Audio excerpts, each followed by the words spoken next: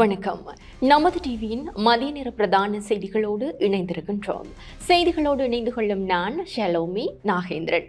முதலில் தலைப்புச் செய்திகள்.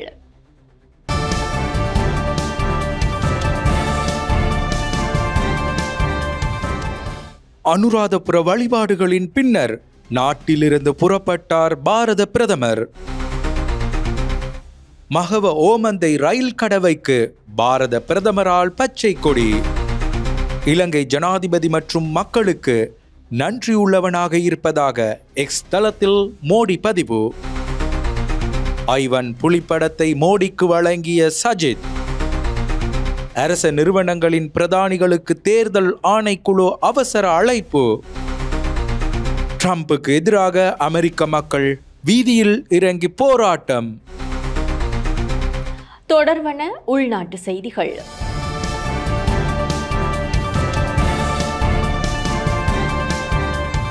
உத்தியோகபூர்வ விஜயம் மேற்கொண்டு இலங்கைக்கு வருகை தந்த பாரத பிரதமர் நரேந்திர மோடி இன்று இந்தியா நோக்கி புறப்பட்டுள்ளார். இந்நிலையில் இன்று காலை அனுராதபுரத்திற்கு விஜயம் மேற்கொண்டு பல்வேறு அபிவிருத்தி திட்டங்களை பிரதமர் நரேந்திர மோடி திறந்து வைத்தார். இந்திய பிரதமர் நரேந்திர மோடி தனது 3 நாள் உத்தியோகபூர்வ விஜயத்தை நிறைவு செய்து இன்றைய தினம் நாட்டுக்கு புறப்பட்டு சென்றுள்ளார். தமிழ்நாட்டின் ராமநாதபுரம் மாவட்டத்தில் இன்று பிற்பகல் ஒரு ரயில் பாலத்தை இந்திய பிரதமர் திறந்து வைக்க உள்ளமை குறிப்பிடத்தக்கது. தனது விஜயத்தின் போது தனக்கு வழங்கப்பட்ட அன்பிற்காக ஜனாதிபதி அனுரகுமார திசாநாயக்கவிற்கும் இலங்கை அரசாங்கத்திற்கும் மிகவும் நன்றியுள்ளவராக இருப்பதாக பிரதமர் மோடி தனது எக்ஸ் தளத்தில் பதிவிட்டுள்ளார். இந்த விஜயம் இரு நாடுகளுக்கும் இடையிலான ஆழமான கலாசார, ஆன்மீக மற்றும் நாகரிக உறவுகளை மீண்டும் உறுதிப்படுத்தியுள்ளது எனவும் பிரதமர் கூறியுள்ளார். ஜனாதிபதி அனுரகுமார திசாநாயக்கவின் அழைப்பின் பேரில் உத்தியோகபூர்வ விஜயம் மேற்கொண்டு நாட்டிற்கு வருகை தந்த இந்திய பிரதமர் நரேந்திர மோடி இன்று காலை அனுராதபுரம் ஸ்ரீ ஜெயமகாபோதிக்கு சென்று வழிபாட்டில் ஈடுபட்டார். ஸ்ரீ ஜெயமகாபோதியில் வழிபாட்டில் ஈடுபட்ட பின்னர் இந்திய அரசாங்கத்தின் பரிசாக நிறுவப்பட்ட மகவ அனுராதபுரம் ரயில்வே சமிஞ்சை அமைப்பும் உத்தியோகபூர்வமாக இந்திய பிரதமரால் திறந்து வைக்கப்பட்டது. புதுப்பிக்கப்பட்ட மகவ ஓமந்தை ரயில் மார்க்கமும் இன்று காலை திறந்து வைக்கப்பட்டது. பாரத பிரதமர் நரேந்திர மோடிக்கு சிறுத்தை படத்தை நினைவாக வழங்கியமை தொடர்பில் எதிர்க்கட்சித் தலைவர் சஜித் பிரேமதாச விளக்கம் அளித்துள்ளார். இந்திய பிரதமர் நரேந்திர மோடி மற்றும் எதிர்க்கட்சித் தலைவர் சஜித் பிரேமதாஸ் ஆகியோருக்கு இடையிலான சந்திப்பு நேற்றிரவு கொழும்பில் நடைபெற்றது. இதன்போது நரேந்திர மோடிக்கு சஜித் பிரேமதாச சிறுத்தை புகைப்படம் ஒன்றை பரிசாக கொடுத்தார். இந்த புகைப்படம் தொடர்பில் விளக்கம் அளித்த சஜித் பிரேமதாச வில்பத்து தேசிய பூங்காவில் ஒரு கண் பார்வை இழந்த ஐவான் என அழைக்கப்படும் பெண் புலியின் விசேட புகைப்படத்தை இந்திய பிரதமர் நரேந்திர மோடிக்கு கொழும்பில் வழங்கியது பெரும் கௌரவமாகும் என சஜித் பிரேமதாச தெரிவித்துள்ளார். ஒரு கண் பார்வை இழந்திருந்தாலும் காட்டின் சவால்களை வெற்றிகரமாக எதிர்கொண்டு வாழும் இந்த சிறப்பான விலங்கு இலங்கையின் இயற்கை பாரம்பரியம் மற்றும் அழகின் உண்மையான சின்னமாகும் எனவும் எதிர்க்கட்சித் தலைவர் கூறியுள்ளார். அரச நிறுவனங்களின் பிரதானிகளுக்கு தேர்தல்கள் ஆணைக்குழு அழைப்பு விடுத்துள்ளது. அரச சொத்துக்களை தவறாக பயன்படுத்துவது தொடர்பில் பிறப்பிக்கப்பட்ட உத்தரவுகளை செயல்படுத்துவது குறித்து அரசு அதிகாரிகளுக்கு விழிப்புணர்வு ஏற்படுத்தும் நிகழ்ச்சி திட்டம் அடுத்த வாரம் நடாத்தப்படும் என தேர்தல்கள் ஆணைக்குழு தெரிவித்துள்ளது. இது தொடர்பாக அனைத்து அரச நிறுவனங்களின் பிரதானிகள் மற்றும் கூட்டுத்தாபனங்களின் தலைவர்களுக்கு அறிவுறுத்தப்பட்டுள்ளதாக ஆணைக்குழுவின் தலைவர் RMAL ரத்நாயக்க குறிப்பிட்டார். குறித்த விழிப்புணர்வு நிகழ்ச்சி திட்டத்திற்காக அரசு அதிகாரிகள் அடுத்த வாரம் தேர்தல்கள் ஆணைக்குழுவுக்கு அழைக்கப்பட்டுள்ளதாகவும் ஆணைக்குழுவின் தலைவர் சுட்டிக்காட்டியுள்ளார். உள்ளூராட்சி மன்ற தேர்தல் விதி மீறல்கள் தொடர்பில் 6 முறைப்பாடுகள் பதிவு செய்யப்பட்டுள்ளன. எதிர்வரும் உள்ளூராட்சி மன்ற தேர்தல் தொடர்பான சட்டமீறல்கள் குறித்து இலங்கை போலீசாருக்கு 6 முறைப்பாடுகள் கிடைத்துள்ளன.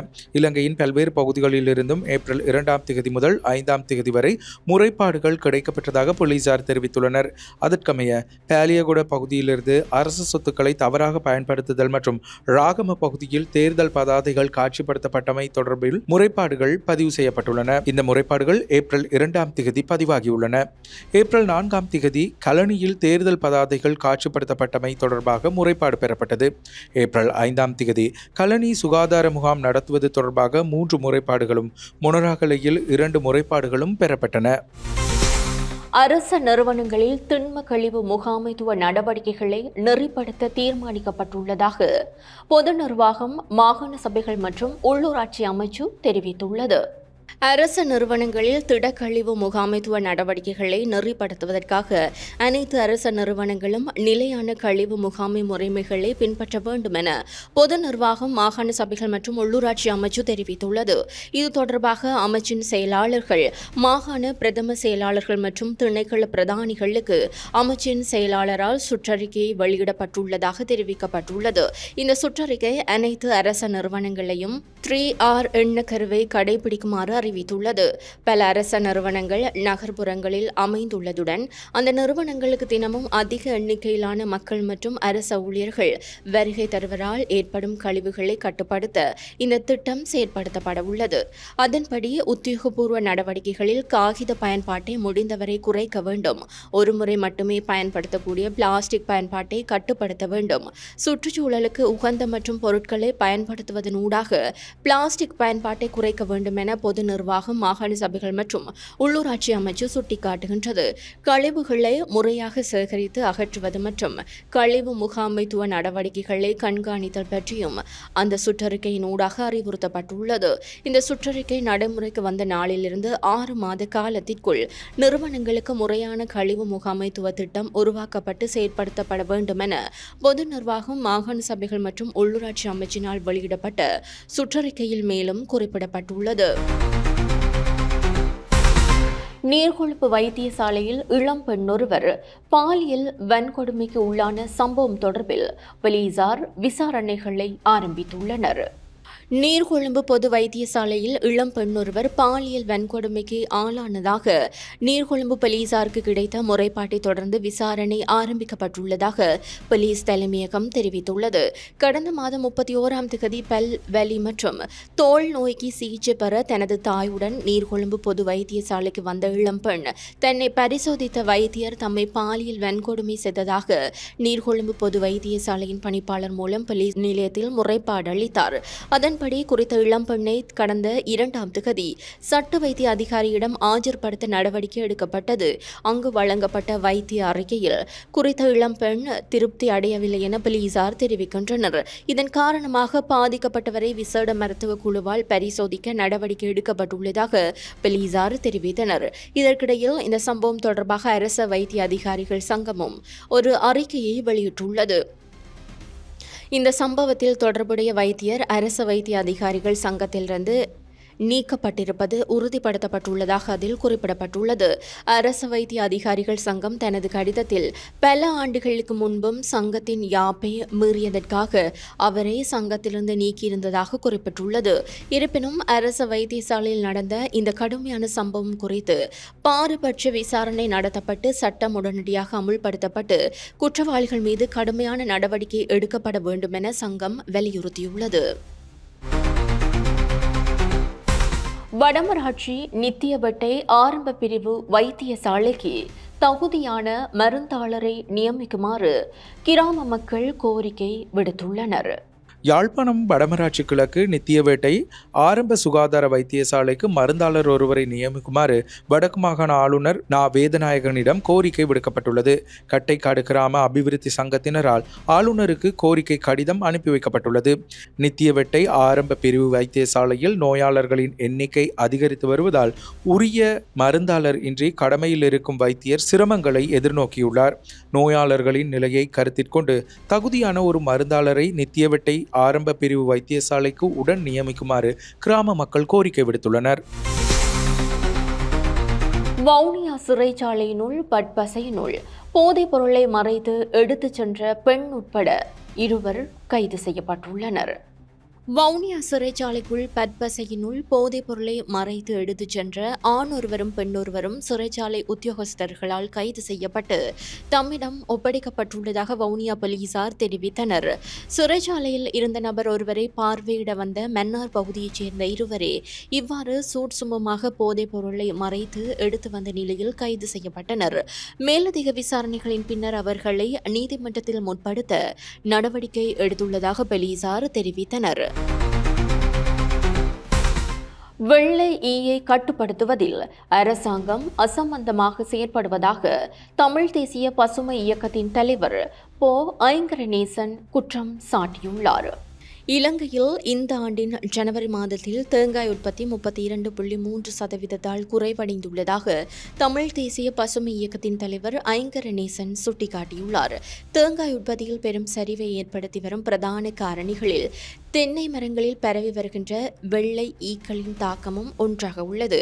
ஆனால் வெள்ளை ஈக்களின் பெருக்கத்தை கட்டுப்படுத்த இதுவரையில் அரசாங்கம் போதிய நடவடிக்கைகளை எடுக்காமல் அசம்பந்தமாக உள்ளதாக போ. ஐங்கரநேசன் குற்றம் சாட்டியுள்ளார். தென்னை மரங்களில் அண்மை காலமாக அதிகரித்து வரும் வெள்ளை ஈக்களின் தாக்கம் தேங்காய் உற்பத்தியை பாதித்து வருவது தொடர்பாக ஐங்கரநேசன் விடுத்திருக்கும் ஊடக அறிக்கையில் குற்றம் சாட்டியுள்ளார். இலங்கையில் தமிழ் சிங்கள மக்களின் உணவிலும் பண்பாட்டிலும் பிரதான இடத்தை பிடித்திருக்கின்ற தேங்காய்கள் ஏற்றுமதியின் மூலம் நாட்டுக்கு கணிசமான அந்நிய செலாவணியையும் ஈட்டித் தருவதாக குறித்த அறிக்கையில் சுட்டிக்காட்டப்பட்டுள்ளது. இலங்கையில் தென்னைகளுடன் தொடர்புபட்ட இன்னுமொரு அமைப்பான தென்னை ஆராய்ச்சி நிறுவனம் அடுத்த 2026 ஆண்டில் சுமார் 100 மில்லியன் தேங்காய்களுக்கு பற்றாக்குறை ஏற்படும் என்றும் தெரிவித்திருக்கின்றது. பற்றாக்குறைகளை ஈடு செய்வதற்காக தேங்காய் பால், உலர்ந்த தேங்காய் தூள், குளிர்ந்த தேங்காய் கூழ் ஆகியவற்றை இறக்குமதி செய்ய அரசாங்கம் முடிவெடுத்திருப்பதாகவும் தெரிவிக்கப்படுகின்றது. இதனால் மக்கள் பெருமளவு பாதிக்கப்படுவதாக குறித்த அறிக்கையில் போ. ஐங்கரநேசன் சுட்டிக்காட்டியுள்ளார். கிளீன் ஸ்ரீலங்கா திட்டத்தை முன்னெடுத்து வரும் அரசாங்கம் குப்பை கூளங்களையும் சுவரொட்டிகளையும் அகற்றுவதோடு நிற்காமல் வெள்ளை ஈக்களை அகற்றி தென்னையை சுத்தம் செய்வதையும் அத்திட்டத்தில் உள்வாங்க வேண்டும் எனவும் ஐங்கரநேசன் வலியுறுத்தியுள்ளார். தொடர்வது சர்வதேச செய்தி. அமெரிக்க ஜனாதிபதி டொனால்ட் ட்ரம்புக்கு எதிராக அங்குள்ள முக்கிய நகரங்களில் போராட்டங்கள் முன்னெடுக்கப்பட்டுள்ளன.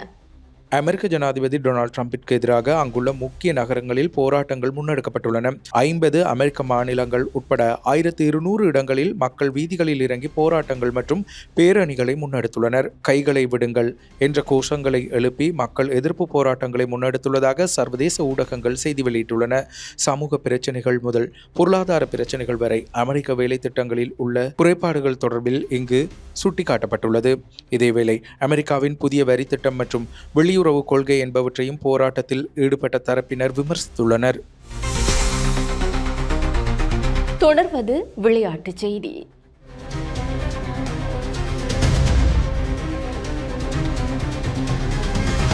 இந்தியன் பிரீமியர் லீக் 2020 கிரிக்கெட் தொடரின் 19வது போட்டி இன்று நடைபெறுகின்றது. இந்தியன் பிரீமியர் லீக் 2020 கிரிக்கெட் தொடரின் 19வது போட்டி இன்று நடைபெற உள்ளது. இந்த போட்டியில் சன்ரைசர்ஸ் ஐதராபாத் மற்றும் குஜராத் டைட்டன்ஸ் அணிகள் மோத உள்ளன. இன்றிரவு 7:30 அளவில் ஹைதராபாத் ராஜீவ்காந்தி மைதானத்தில் குறித்த போட்டி இடம்பெற உள்ளது.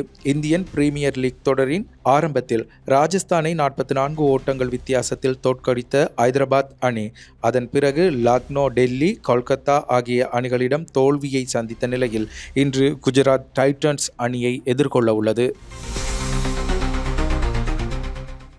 இத்துடன் நமது டிவியின் மதிய நேர பிரதான செய்திகள் நிறைவு பெறுகின்றன. எமது அடுத்த பிரதான செய்திகளை இன்றிரவு எதிர்பாருங்கள். வணக்கம்.